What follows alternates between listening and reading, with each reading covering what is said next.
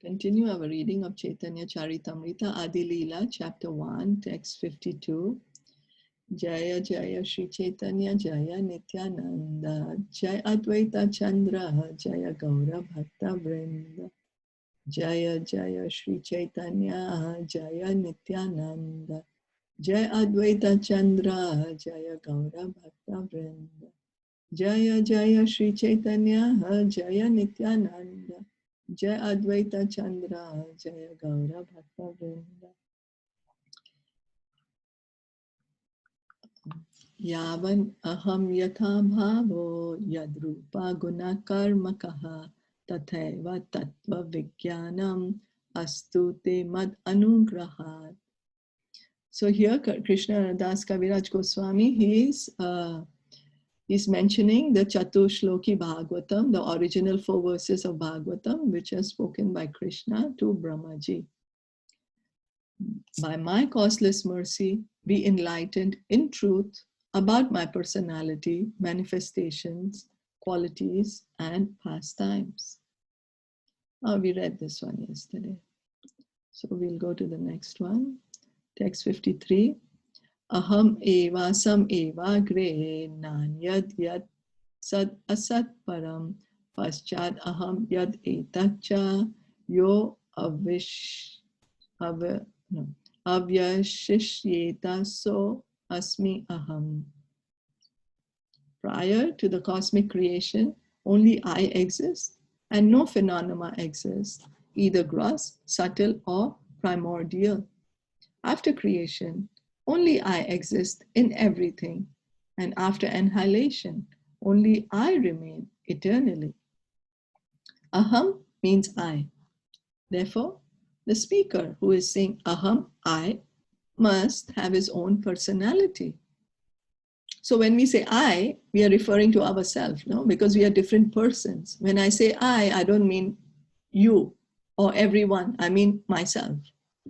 So the Mayavadi philosophers interpret this word aham as referring to the impersonal Brahman. The Mayavadis are very proud of their grammatical knowledge, but any person who has actual knowledge of grammar can understand that aham means I, and that I refers to a personality. Therefore, the personality of Godhead, speaking to Brahma, uses aham while describing his own transcendental form. Aham has a specific meaning. It is not a vague term that can be whimsically interpreted.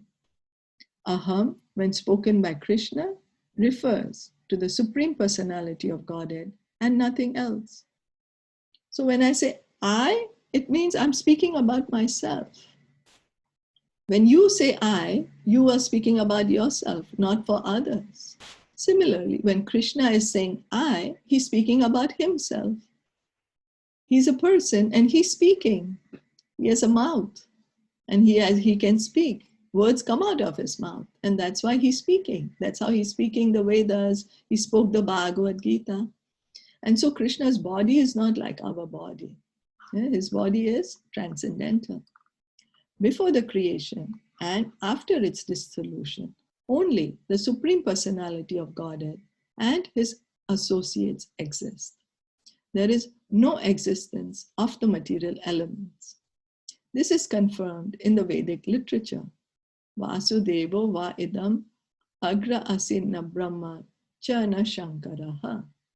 The meaning of this mantra is that before creation, there was no existence of Brahma or Shiva, for only Vishnu existed. Vishnu exists in his abode, the Vaikunthas. There are innumerable Vaikuntha planets in the spiritual sky, and on each of them, Vishnu resides with his associates and his paraphernalia. It is also confirmed in the Bhagavad Gita that although the creation is periodically dissolved, there is another abode which is never dissolved. The word creation refers to the material creation because in the spiritual world, everything exists eternally and there is no creation or dissolution. So the material world, Krishna manifested for some time, and for some time he unmanifested.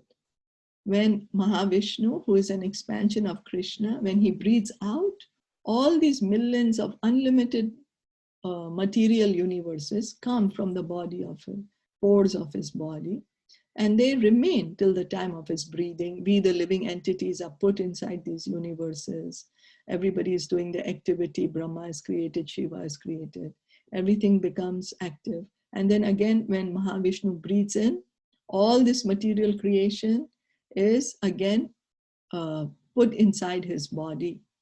So when everything is gone inside his body, and we, the living entities, also enter his body, because till now, because the living entities who still have material desires, they continue to remain in the material world. The living entities who have gotten liberated, who have done devotion to Krishna, who are liberated, they go to the spiritual world. They go to the Vaikuntha planets. The Vaikuntha planets are much higher in number than this material world. And in each Vaikuntha planet, Lord Narayan lives there. Krishna in his form as Lord Narayan, Lord Vishnu, lives in each of the planet. And that spiritual world, that Vaikuntha planets, they are never dissolved. They are never destroyed.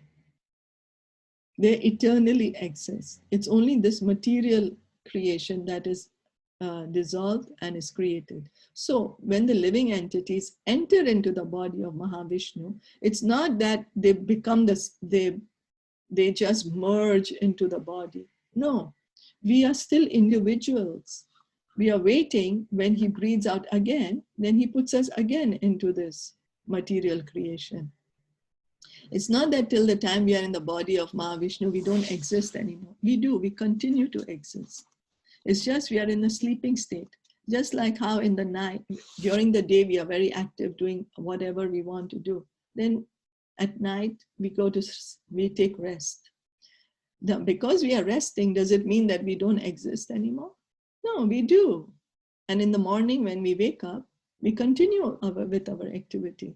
Similarly, when we are put in the body of Mahavishnu, we continue to exist, only we are in a longer sleep. That sleep is longer rather than just 6-8 hours.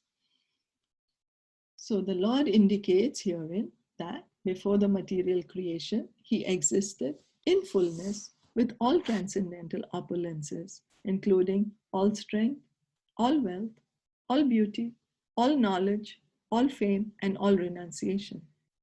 If one thinks of a king, he automatically thinks of his secretaries, ministers, military commanders, palaces, and so on. Since a king has such opulences, one can simply try to imagine the opulences of the Supreme Personality of Godhead. When the Lord says aham, therefore, it is to be understood that he exists with full potency, including all opulences. So the example is given here of a king, or we can also say of a president. The president who's the highest, like there are certain countries where the president is the highest, or certain countries where the prime minister is the highest. Anyway, whether the president or the prime minister, when we think of them, then they have their office, the presidential office, they have their cabinet ministers, they have their aides, their secretary, the bodyguards. There's like a whole team, a president or a prime minister is never alone. Similarly, when Krishna is saying he existed before the creation, it doesn't mean that he's alone and he has nothing before, and only after he creates that he gets everything. No, Krishna has all the opulences at all the times. He's always beautiful. He's always has all the knowledge. He's always famous. The creation has nothing to do with his person. His person always exists with all strength, all wealth, all beauty, all knowledge, all fame, and all renunciation. The word Yat refers to Brahman, the impersonal effulgence of the Lord. So what is this impersonal, the Brahman, the impersonal effulgence of the Lord? What does that mean? It's the light which is coming from the body of the Lord. Just as from the sun planet, the sunshine is coming. From the bulb, the light is coming. Similarly, from the body of the Lord, this Brahmajyoti is coming. The Brahman, what's called the Brahman, the impersonal Brahmajyoti, that's coming. In the Brahma Samhita 5.40, it is said, Tad Brahma Nishkalam Anantam Ashesha Bhutam. The Brahman effulgence expands unlimitedly. So this light which is coming from the body of the Lord is everywhere. It's spreading unlimitedly. It's everywhere. The spiritual world, the material world, everywhere is this light. Just as the sun is a localized planet with the sunshine expanding unlimitedly from that source, so the absolute truth is the Supreme Personality of Godhead with his effulgence of energy, Brahman, expanding unlimitedly. From that Brahman energy, the creation appears just as a cloud appears in sunshine. So it's in this Brahman, this divine light, which is spreading everywhere, this Brahma Jyoti, one part of this Brahma Jyoti. The majority of the creation is all, the spiritual world. It's only in one tiny part of this Brahma Jyoti that Krishna puts the Mahatattva, makes it dark for us, especially for us. It's like a dark cloud was over there. So from the cloud comes rain, and from the rain comes vegetation, and from the vegetation come fruits and flowers, which are the basis of subsistence for many other forms of life. Similarly, the effulgent bodily luster of the Supreme Lord is the cause of the creation of infinite universes. The Brahman effulgence is impersonal, but the cause of that energy is the Supreme Personality of Godhead. So in the light which is coming, there is no person in that light. That's just light. But where is the light coming from? That light is coming from God. And who's the Supreme Lord? That's Krishna. So from him, in his abode, the Vaikunthas, this Brahmajyoti emanates. He is never impersonal. Since impersonalists cannot understand the source of the Brahman energy, they mistakenly choose to think this impersonal Brahman, the ultimate or absolute goal. So there are some people who think that this Brahman, that this Brahman is God. But instead of doing further research, that where is this Brahman coming from? Where is this light coming from?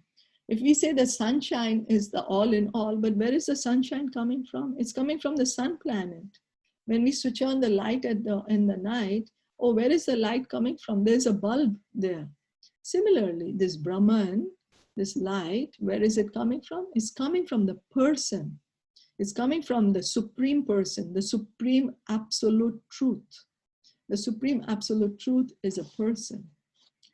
But as stated in the Upanishads, one has to penetrate the impersonal effulgence to see the face of the Supreme Lord. So in the Isopanisad, one of the mantras is there, my dear Lord, please remove this glaring effulgence which is coming out from your body so that I can see your face. Because the light is so, it's clouding my consciousness that I'm thinking the light is all in all. Please remove this light so I can see you. If one desires to reach the source of the sunshine, he has to travel through the sunshine to reach the sun and then meet the predominating deity there. The absolute truth is the Supreme Person, Bhagwan, as Srimad Bhagavatam explains. So we can see the absolute truth is a person. There's nothing beyond the body of Krishna. Nothing beyond the person of Krishna. Is that okay? Yes. Yes. So So it's time's up. So I think this is it will take some more time. So we can do tomorrow if you okay with you. Yeah, perfect. So Caitanya Caritamrita ki jai, Srila Prabhupada ki jai, Gaura Premanande, Hari Hari Bol. Thank you for joining.